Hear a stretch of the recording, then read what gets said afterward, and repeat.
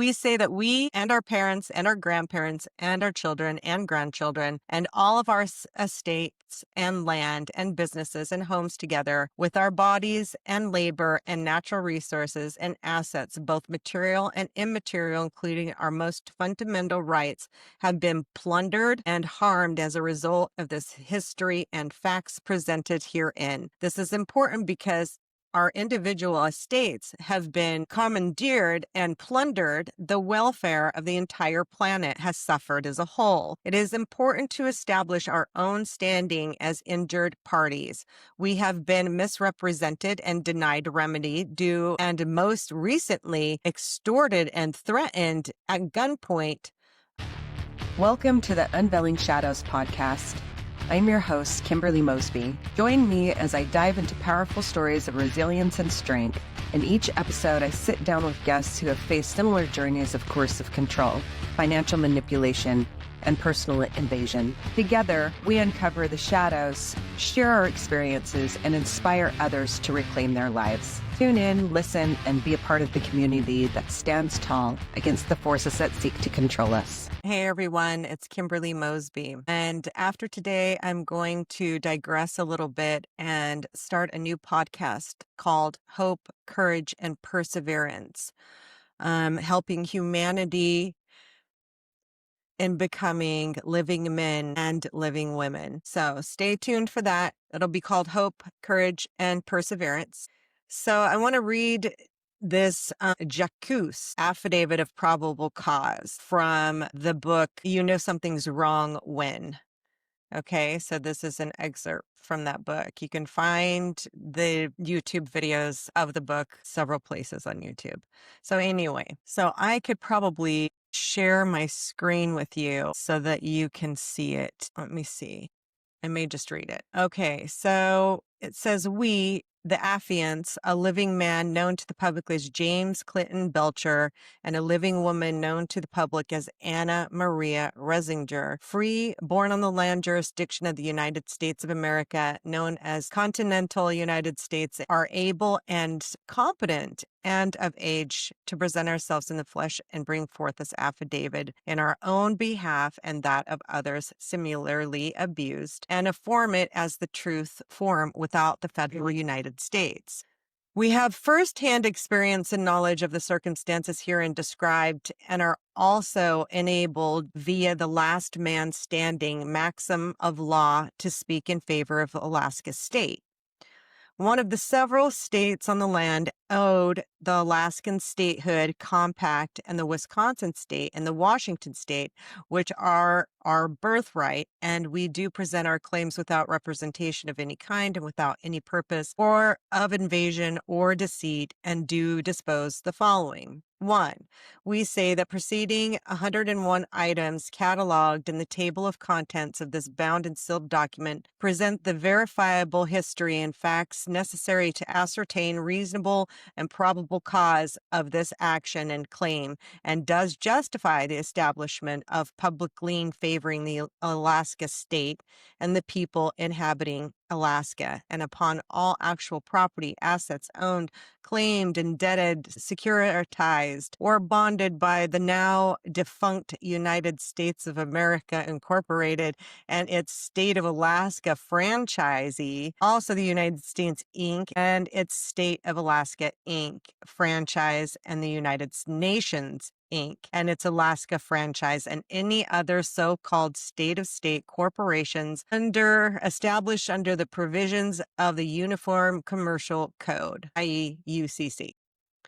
We likewise affirm that similar public lien and interest is owed to all of the actual 50 states of the land jurisdiction belonging to the states of 202 America and the United Colonies of America, such as the Wisconsin state and the Washington state, and the people inhabiting the land thereof. This is important because without a thorough and fairly detailed grasp on the history of the public records and issues of public interest involved, it is impossible to understand the basis and necessity of the public lien being established.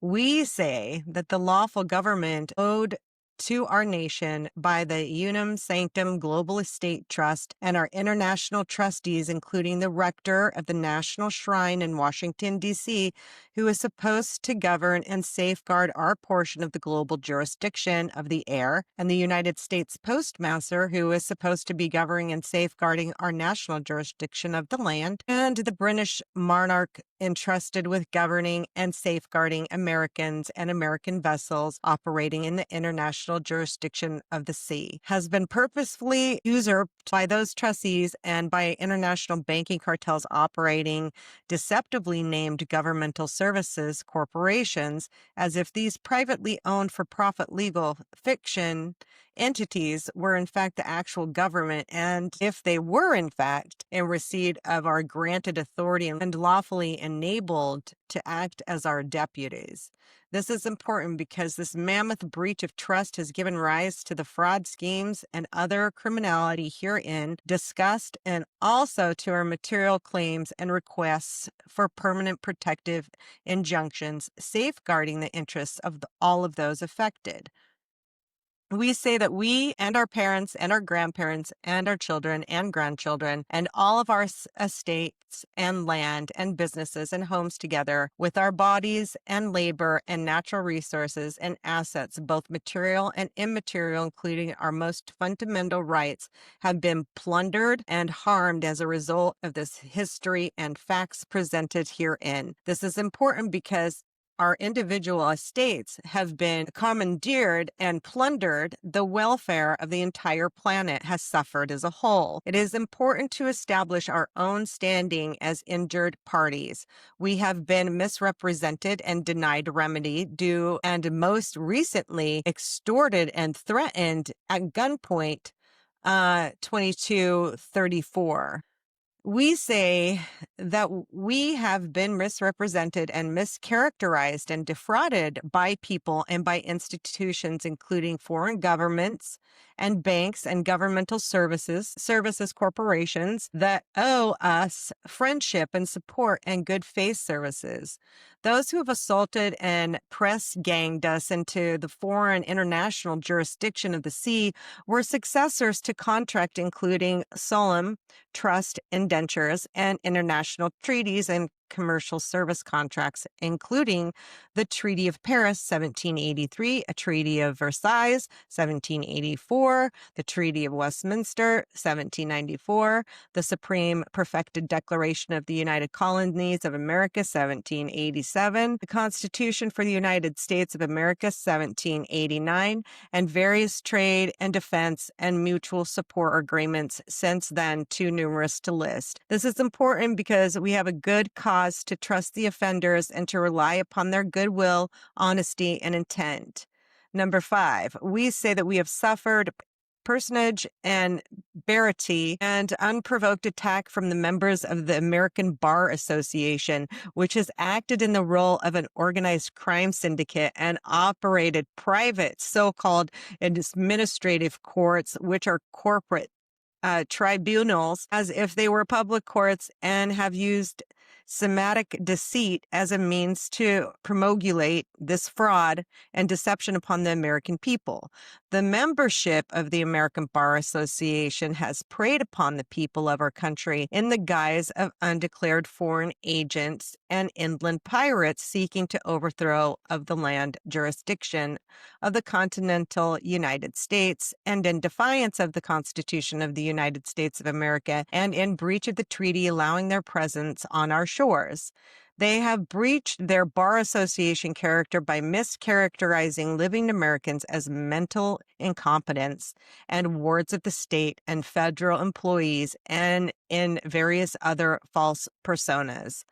This is important because it shows a widespread pattern of willful and purposeful abuse that cannot be explained away as a result of individual ignorance or lax procedure, and because the members of the Bar Association cannot be presumed to be acting in ignorance of their own character and treaty, much less the basic requirements of the Constitution governing the land jurisdiction of the continental United States and the public law. We say The government of France, doing business as France, has concluded with the city-state of Westminster and inner city of London, doing business as Westminster, all in capital letters, and as Elizabeth II, all in capital letters, and as the Crown Corporation, all in capital letters. Are you catching on here?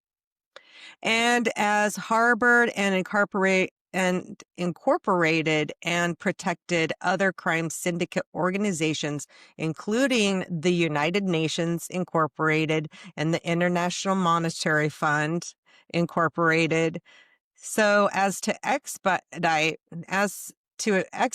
and aid and abet the crimes of these corporations against Americans and Australians and Scots and Irishes and Canadians and other people of the former Commonwealth nations and most of the other nations of of Western Europe in contravention of these international treaties, corporate characters, trustee relationships, and other obligations.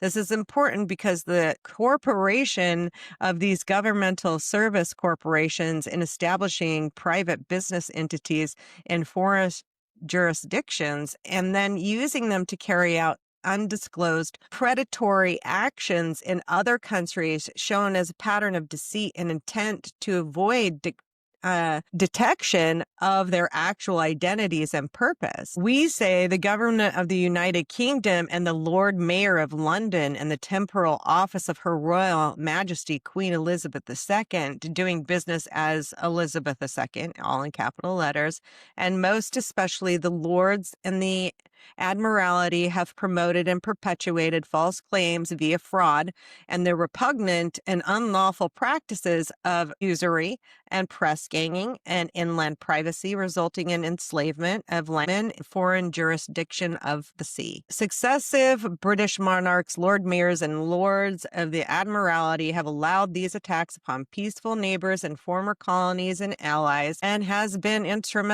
instrumental in promoting the destruction of the peace and economic well-being and private property rights of at least one half of the living people worldwide, including ourselves. This is important because it demonstrates long-term and purposeful and self-interested criminality on the part of the government of the United Kingdom, the city-state of Westminster, and the Crown.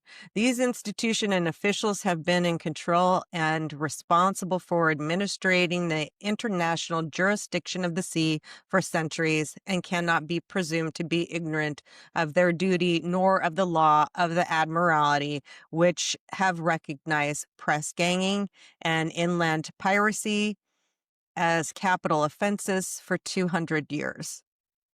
We say that the United Nations city-state, which was given land and sanctuary upon our shores and supported primarily with our labor and resources since its charter, was signed and shielded the perpetrators of the vast crimes revealed herein, and that the United Nations, Inc., has profited from and given aid and assistance to individuals and organizations known to be criminals, including the Federal Reserve Bank.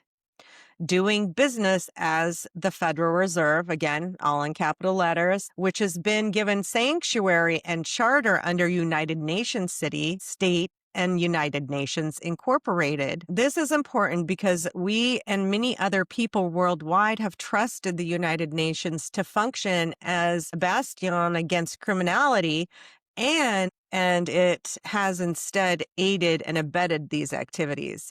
We say that the Swiss government is also culpable for harboring and aiding and abetting known international crime syndicates, including the perpetrators of the 1930 and 1933 bankruptcy debacle, including the World Bank and Bank of International Settlements and Federal Reserve Banks, and the International Bank of Reconstruction and Development, which have all taken profit and advantage from the destruction of war and the pillaging of our innocent people's private property.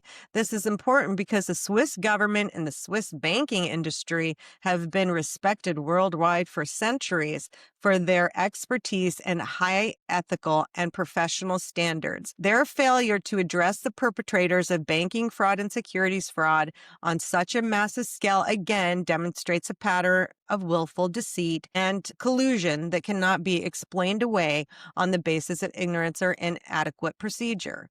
We say the United States Inc., all in capital letters, operated by the International Monetary Fund, Incorporated, and its incorporated state franchises doing business under names like State of Ohio, have operated an confidence racket and fraud and enslavement scheme of unimaginable proportions and imposed it by force and extortion upon the innocent, trusting American people, including bait and switch sales of land transformed into leases of real estate, impositions of land titles held by the United States and state franchises under color of law by the United States has promoted multiple Ponzi schemes, fiat monetary systems imposed in breach of contract and trust upon the American state citizens. The United States has operated reverse trust schemes against the estates of individual living Americans. The United States has abused of the rights of the usufructure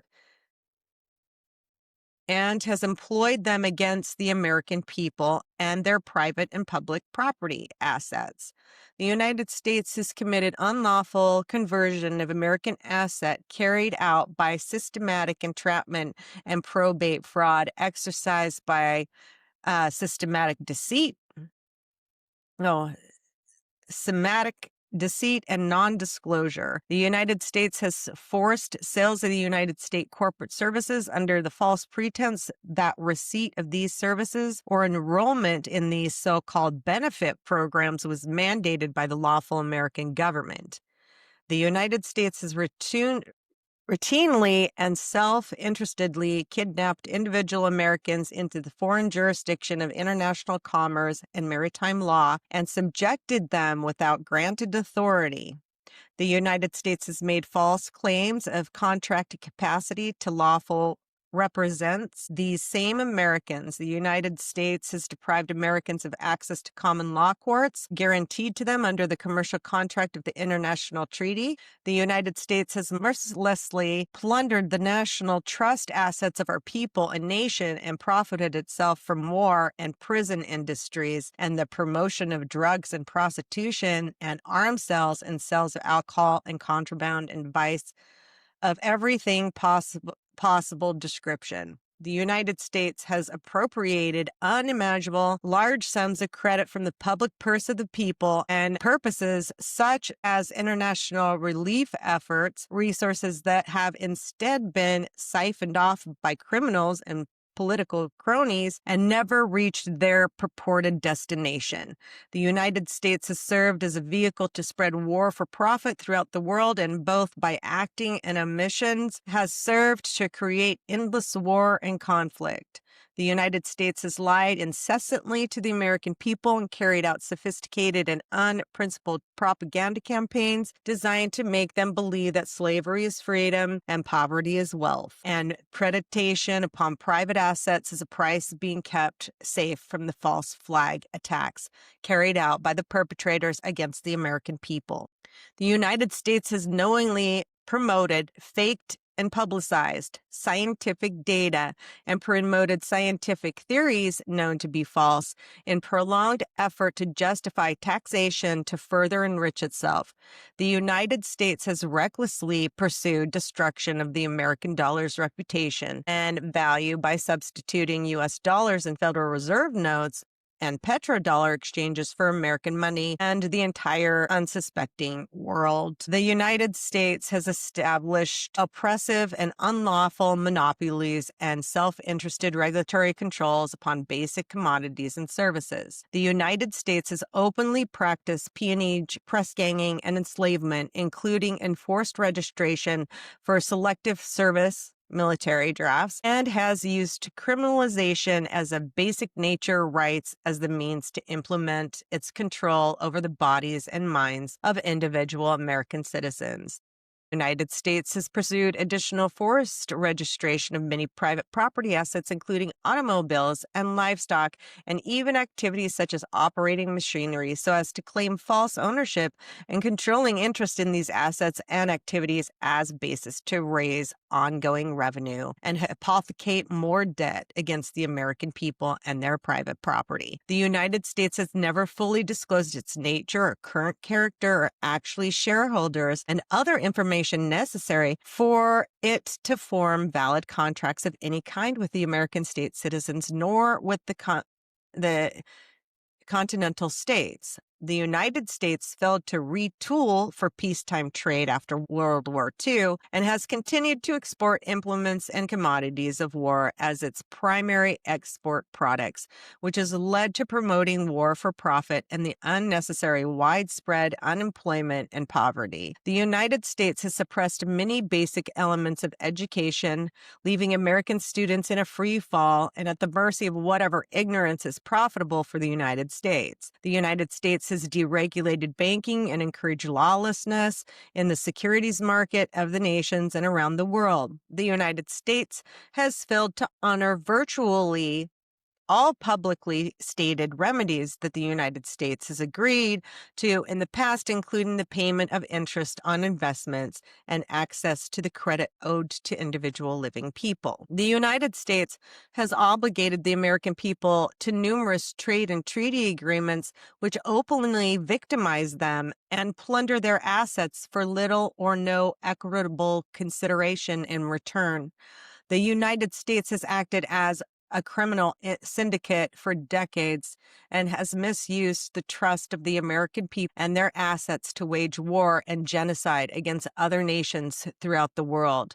We say the United States and its parents corporation, the IMF, deserve to be liquidated and their joint assets must be returned to the rightful entitlement holders and their profits must be distributed to their priority creditors. This is important because without a widespread and public recognition of the evil done by these corporations and an equally public repudiation of their criminal activity, it is impossible to sustain any basis for trust, trade, or public law. That was only the first 10 that I just read you. So it's time to wake up now, and it's time to ask for our country back. And we need to ask, where's our money? Stay strong. We've got this. Thank you for listening to the Unveiling Shadows podcast. I hope today's episode has shed light on the experiences that too often remain hidden. If you or someone you know has a story to share, please reach out to me. Remember, you're not alone and your voice matters. Follow me on social media and subscribe to the podcast for more inspiring stories. Until next time, stay strong and keep unveiling the shadows.